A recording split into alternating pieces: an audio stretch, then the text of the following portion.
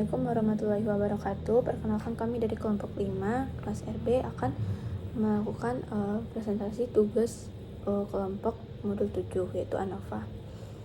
Nah, di sini ada kasus nomor 1. Seorang peneliti ingin membandingkan penjualan handphone dengan berbagai merek, yaitu ada iPhone, Samsung, dan Oppo, di mana penjualan handphone ini akan dilihat dari 5 toko yang berbeda dengan merek yang sama. Nah, nantinya kita akan melihat apakah terdapat perbedaan rata-rata antara penjualan merek handphone tersebut di toko yang berbeda. Nah, sebelumnya kita install package-nya dulu, lalu kita panggil datasetnya. Itu panggil dataset itu dengan cara import dataset, lalu from Excel.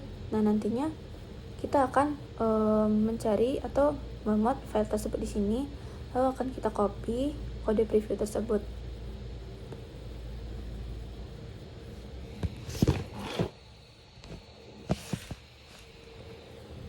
Nah, setelah itu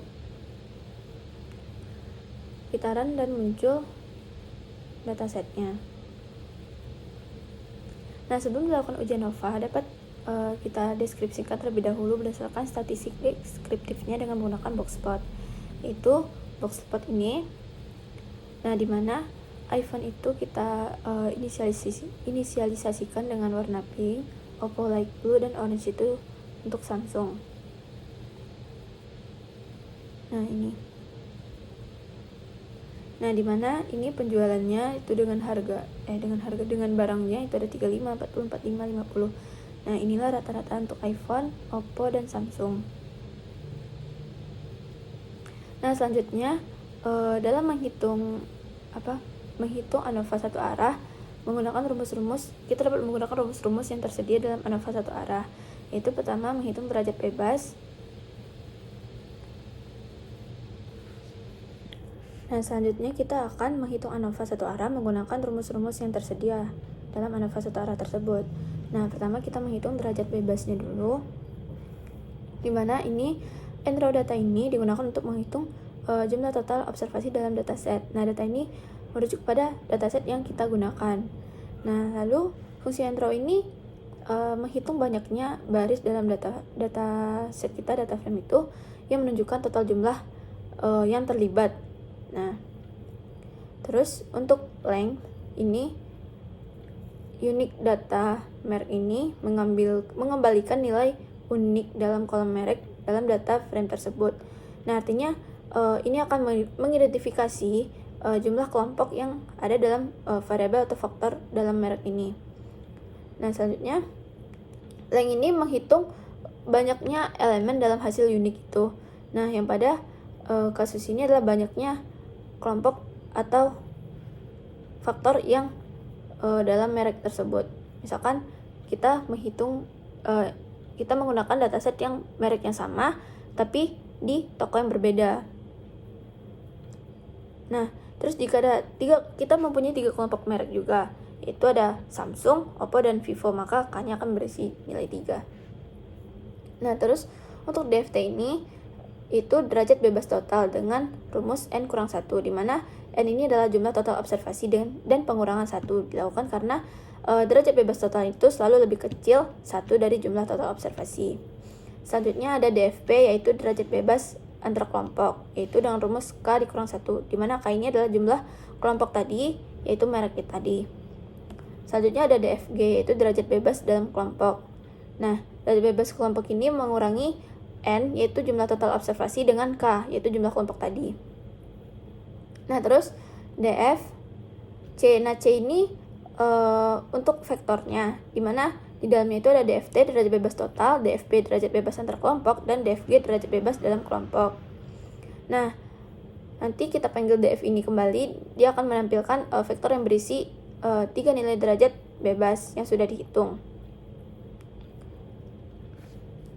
Baik, selanjutnya kita akan menghitung jumlah kuadrat. Itu pertama ada rata-rata perlakuan, di mana ada agregat ini, yaitu untuk melompokan data. Nah, fungsinya itu untuk menghitung rata-rata penjualan untuk setiap kategori atau kelompok di dalam merek. Terus ada data penjualannya, itu variabel yang berisi nilai penjualan. Terus ada data merek dan MEAN. Terus ada pemaduannya, yaitu dimana itu tuh maksudnya untuk mengambil kolom kedua dari hasil agregat yang berisi nilai rata-rata penjualan di tiap merek tersebut. Terus ada untuk N itu agregat tadi untuk digunakan kembali untuk menghitung jumlah elemen dalam setiap merek tersebut. Terus ada menggunakan rata-rata Mean. Terus ada JKT, yaitu jumlah kuadrat total, dimana ini mengukur variasi total dalam data. Terus sum itu untuk menghitung jumlah kuadrat selisih antara setiap nilai penjualan dan rata-rata total. Terus ada JKP. JKP itu jumlah kuadrat antar kelompok. Nah, terus ada JKG, itu jumlah kuadrat dalam kelompok, sama kayak tadi. Dan JK yaitu JK ini akan berisi 3 komponen, yaitu jumlah kuadrat total, jumlah kuadrat antar kelompok, dan jumlah kuadrat dalam kelompok. Nah, nantinya kita akan panggil JK ini dan akan menampilkan hasilnya, yaitu nilai untuk JKT, JKP, dan JKG-nya. Selanjutnya kita akan menghitung kuadrat tengah. Nah, dimana di sini ada KTP, itu kuadrat tengah antar kelompoknya, itu dengan membagi jumlah kuadrat antar kelompok atau JKP dengan derajat bebas antar kelompok, itu DFP. Nah, terus ada KTG, yaitu kuadrat tengah dalam kelompok. Nah, dimana ini membagi jumlah kuadrat dalam kelompok atau JKK dengan derajat bebas dalam kelompok, itu DFG. Terus ada KT, yaitu dengan menggunakan fungsi C, itu menggabungkan kedua nilai kuadrat tengah, itu KTP dan KTG dalam sebuah vektor. Nah, vektor KT ini berisi KTP dan KTG tadi. Nah, lalu kita panggil KT lagi untuk menjalankannya dan akan memunculkan nilai vektor yang berisi dua nilai tadi. Baiklah, selanjutnya kita akan menghitung F hitung dan nilai p-value-nya. Nah, dimana kita menggunakan F hit, yaitu nilai statistik F yang digunakan untuk membandingkan kuadrat tengah antar kelompok, itu KTP, dan kuadrat tengah dalam kelompok, itu KTG. Terus kita menggunakan ketika kita mengetikkan F hitung, nah kita akan melihat F hitung yang telah dihitung berdasarkan perbandingan KTP dan KTG tersebut. Terus ada p-val, yaitu adalah nilai P yang dihitung berdasarkan nilai F hitung dan distribusi F. Nah, fungsi PF ini memberikan nilai P yang berada di bawah distribusi F untuk nilai F yang lebih besar atau sama dengan F hitung. Nah, jika p-value rendah, misalnya kita menggunakan kurang dari 0,05, nah kita menolak hipotesis 0. Nah, jika p-value-nya tinggi, lebih dari 0,05, kita akan terima hipotesis 0, terima H0. Nah, untuk p-val ini kita akan melihat nilai p-value yang dihitung berdasarkan nilai distribusi F. Nah, selanjutnya dengan cara yang lebih mudah dan cepat, pembentukan tabel ANOVA dapat dilakukan dengan menggunakan fungsi yang bersifat built in the R, yaitu AOV. Nah, ini hasilnya. Nah, untuk uji hipotesisnya, dimana H0 ini tidak ada perbedaan signifikan pada rata-rata penjualan handphone di setiap toko. H1 terdapat minimal satu perbedaan signifikan pada rata-rata penjualan di handphone di setiap toko. Nah, kita menggunakan taraf signifikannya itu 5%, itu 0,05. Nah, didapatkan F tabelnya itu 2,13, itu hasilnya 3,806. Nah, keputusannya F hitungnya itu yang kita dapat itu 0,669 dan p-value-nya itu 0,529. Nah, dimana p-value-nya ini lebih besar dari taraf signifikan kita itu 0,05, sehingga uji hipotesisnya itu terima H0. Nah, kesimpulannya tidak ada perbedaan signifikan pada rata-rata penjualan handphone di setiap toko. Nah, selanjutnya ketepatan model menggunakan plot residual versus fit. Nah, ini grafiknya tuh hampir lurus. Nah, lanjut uji asumsi, yaitu uji asumsi normalitas. Yaitu uji normalitas dapat menggunakan plot QQ terhadap residualnya atau menggunakan uji Jarkubera dan uji Shapiro-Wilk. Nah, berdasarkan plot QQ tersebut, sebagian besar titik berada di sekitar garis. Namun, beberapa titik berada di luar garis lurus, sehingga perlu dipastikan menggunakan uji normalitas dengan residual dari ANOVA. Nah, ini residual ANOVA-nya. Nah, untuk uji hipotesisnya, H0-nya itu galat menyebar normal, H1 galat tidak menyebar normal. Nah, jarak penolakannya itu uji jarak Kubera, p-value-nya itu besar dari 0,05, berarti terima H0. Sedangkan uji Shapiro-Wilk-nya, p-value-nya itu lebih besar dari 0,05, terima H0, berarti kesimpulannya galat menyebar dengan normal. Selanjutnya, uji asumsi kehomogenan varian. Nah, kita dapat melihat kesamaan ragam pada objek ANOVA dengan plot scale location. Nah, selanjutnya untuk Lebari ini kita menggunakan uji Leven test. Nah, di mana dapatkan nilai F-nya itu 0,2209 dan p-value-nya itu 0,8048. Nah, selanjutnya kita lanjut uji BNJ. Nah, berdasarkan plot BNJ tersebut, terlihat bahwa ketiga merek yaitu Samsung, Oppo, dan iPhone yaitu memiliki selang kepercayaan yang mencakup nilai 0. Nah, sini mereka mencakup nilai 0, dimana berarti penjualan handphone di tiap toko tidak berbeda secara signifikan. Nah, selanjutnya untuk uji BNT.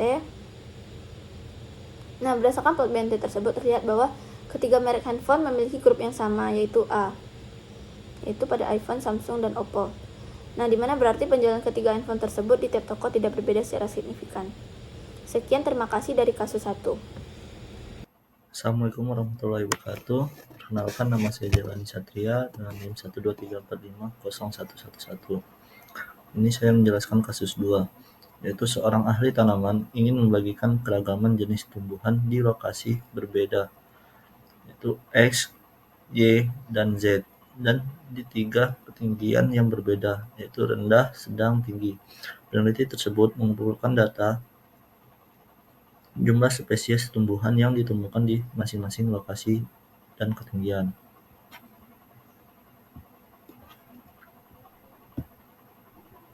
Nah, berikut ini adalah data dari tumbuhan dengan spesies yang berbeda.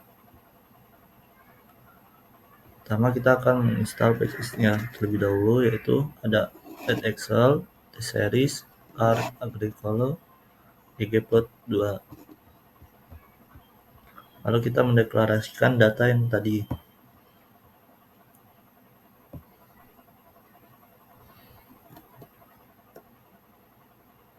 Nah, berikut ini data yang untuk kasus berikut.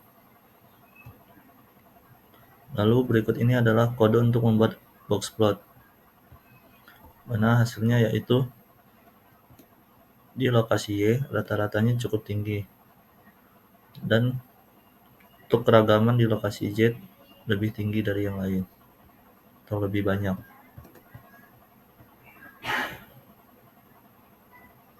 Lalu ada tabel residual vs fitted, mana garisnya horizontal, yaitu artinya tabelnya sudah tepat. Lalu berikut adalah tabel normalitas, di mana garisnya sudah cukup residual tapi masih perlu diuji, yakni ada uji Jerque, Berates, dan Shapiro, mana p-value dari Jerque sama dengan 0,4758 dan p-value dari Shapiro 0,3512. Berikut adalah dari tabel homogenitas, mana garisnya sudah cukup horizontal tapi perlu dilakukan uji lagi. Berikut adalah kode Leven.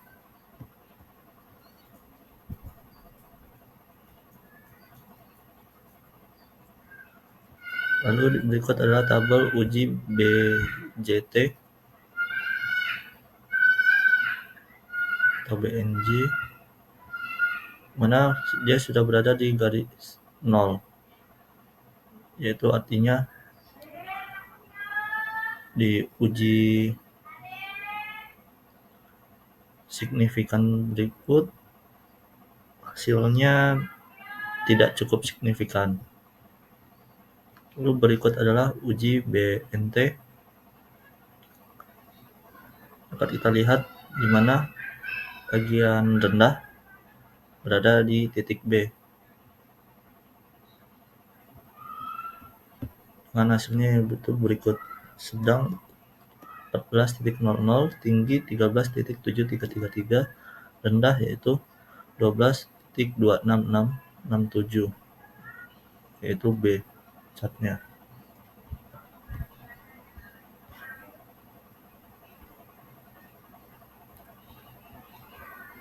Mungkin itu saja penjelasan dari saya. Saya ucapkan terima kasih.